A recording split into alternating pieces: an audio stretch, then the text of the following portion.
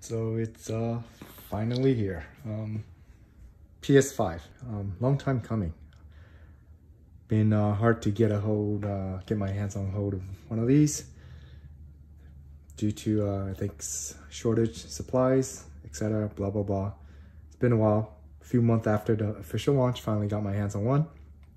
Pretty excited. Last time I had a PlayStation was years ago. I think it was a PlayStation 2.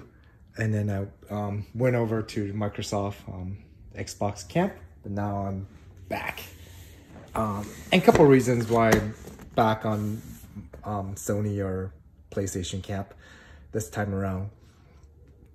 On paper, a lot of the specs are very similar between the two new consoles. They have similar processor, similar GPU, memory, storage, all relatively similar, right? So on paper, they're direct competitors.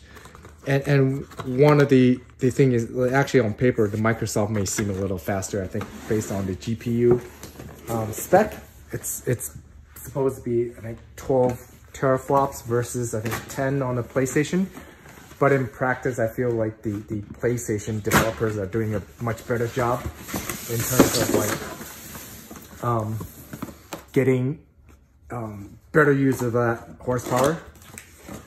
So I'm just opening it for the first time. Let's see what's inside. So first box is, what is it? Just accessories, manual. There's a power cable, 2-prong, no ground. This is a stand. So this is, I think you need this to kind of set the console on its side. But I also think you need it to both upright and horizontal layout. You need to stand because it doesn't sit nicely on its side. Comes with the HDMI cable. I'm hoping this is probably a 2.1 cable, so it can support 4K 120 Hertz or 8K 60. And then over on the right, that's USB charging cable for the controller, USB-C, so that's good. Moving ahead, USB-A on the charging end. Doesn't come with a charging brick, so I guess you would use one of your charger separately, like for your phone, or I think maybe you can plug it in directly into the PlayStation USB port, and it'll charge that way as well. So the control feels nice and solid. There's no flex on a controller, so I think overall that's good built. There's some touch screen. You never used one of these before. Again, last PlayStation I had was a 2. Xbox doesn't really have any touch screen controls built in.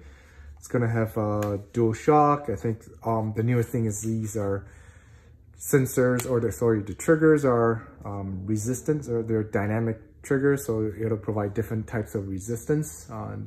So the developers can kind of program into the variable trigger resistance, so you can kind of feel, for example, like if you're playing a shooter, supposedly you'll be able to feel the difference between different weapons and etc. So just interesting. So that's the accessory piece.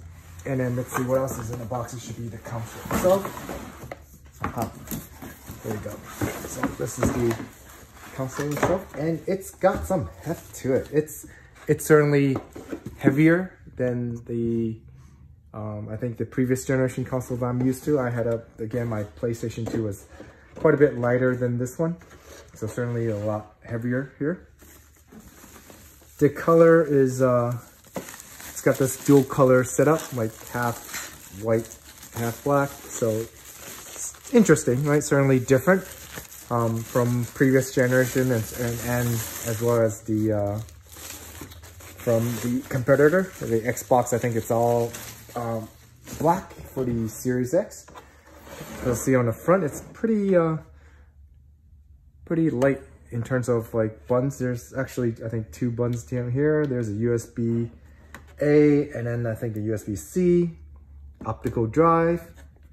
And obviously I always recommend people getting the optical version versus all digital, because this storage eats up quite quickly, right? So I think those of us that want to make sure we don't run out of disk space and save it for those save files. You want to make sure you get the optical drive just so it gives you a little bit of flexibility.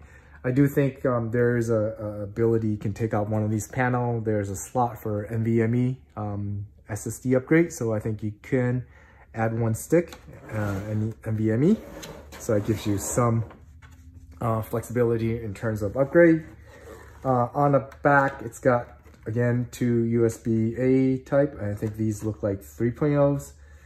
LAN port, and obviously it'll have Wi-Fi as well, but I always recommend go wired whenever you can, right? Whether it's your console or PC, etc., right? So it's always best, less interference, more throughput, and then these are probably gigabit as well, especially if you want to be competitive in those like first-person shooter. You definitely want hardwire. HDMI, this is going to be a 2.1 port, and obviously you can use the cable that came with it, which will support the max throughput of, I think, 48 GPS. But I think the console itself only pushes 40 or so, or maybe is that limitation to the current generation of TVs. And obviously a power and a power cable. So that's it. So one nice thing is I think the transformers built in. The cable doesn't come with a separate brick. So some of the other console, I think earlier generation comes with a separate power brick. So this is nice and neat, right? But obviously that also makes the main unit a little bigger and heavier.